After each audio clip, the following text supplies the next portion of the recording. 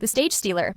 The velvet curtains hung heavy, the theater buzzing with anticipation. It was opening night of The Queen's Lament, and Sophie had worked her whole life for this role. Months of rehearsals, endless hours memorizing every line, every gesture.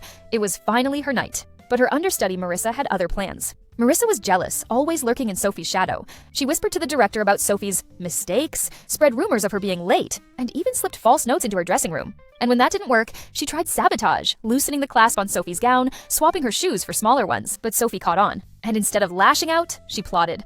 Quietly. Patiently.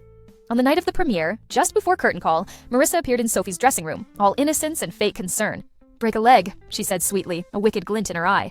Sophie just smiled. "Oh, I intend to." The play began. The lights rose, and Sophie commanded the stage, her presence magnetic. The audience was transfixed, until halfway through, when Marissa's final sabotage revealed itself. The clasp on Sophie's gown snapped, sending the fabric tumbling at the most dramatic moment. Gasps rippled through the crowd. Marissa smirked from the wings. "Now it's my turn." But Sophie didn't flinch. She stepped forward, holding the gown with one hand, lifting her chin high.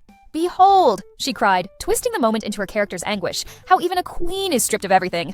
The audience erupted, not in laughter, but in thunderous applause. They thought it was intentional, a stroke of genius. Backstage, Marissa's smile faltered, and then came the twist. During the curtain call, Sophie bowed, then gestured to the wings. "And tonight we owe thanks to my understudy, who worked tirelessly.